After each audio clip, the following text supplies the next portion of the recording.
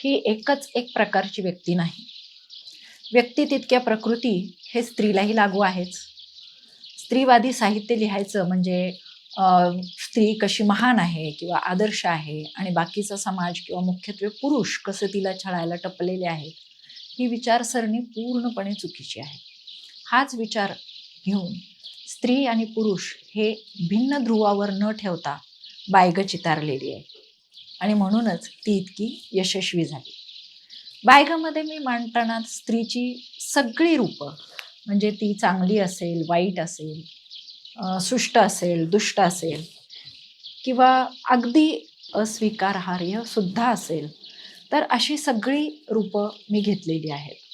तर तशाच रूपांसाठी चिमणी हे रूपक वापरून केलेली ही कविता आहे. अर्थात चिमणी म्हणजे कुणीही एक व्यक्ती किंवा एखादी फक्त स्त्रीच अशा अर्थानं कवितेमध्ये आलेली नाही, तर पुरुषांनाही हे लागू होऊ शकतं. सावलीचे गाणे या कविता संग्रहातली ही माझी कविता आहे.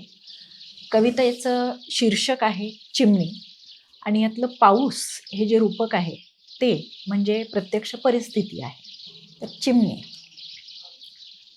एक चिमणी जरा भिजली, आडोशाला धावू आली. म्हणजे एखादी व्यक्ती ही थोडी परिस्थिती विपरीत आली तर आडोसा शोधते किंवा सोबत शोधते आणि मग तरुण जाते. तर त्या विरुद्ध एखादी व्यक्ती कशी असते?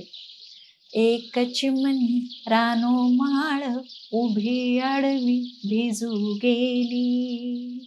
एक चिमणी घरट्यात पावसाला घेऊ आली. एक चिमणी पानाआड तिचा पाऊस ठेवू गेली. म्हणजे एखादी चिमणी अशी आहे की जी तिची सर्व विवंचना, सर्व कष्ट किंवा दुःख हे कुठेतरी लपवून ठेवते आणि मग जगासमोर येते. एक चिमणी इवलीशी थेंब थेंब होऊ गेली. अशा ह्या जितक्या वेगवेगळ्या व्यक्ती आहेत, त्यांचे स्वभाव आहेत, त्याप्रमाणे ते परिस्थितीला सामोरे जात आहेत. चिमणी पावसाला सामोरी जाते आणि जसं एखादं पाखरू वेल्हाळं, तशी एखादी चिमणी अशी असते की एक चिमणी झेपावली, सारा पाऊस पिऊ गेली.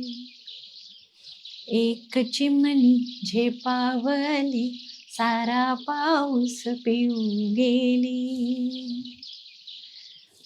तर ही कविता तुम्हाला आवडली असेल तर नक्की लाईक करा, सबस्क्राईब करा आणि शेअर करा. धन्यवाद.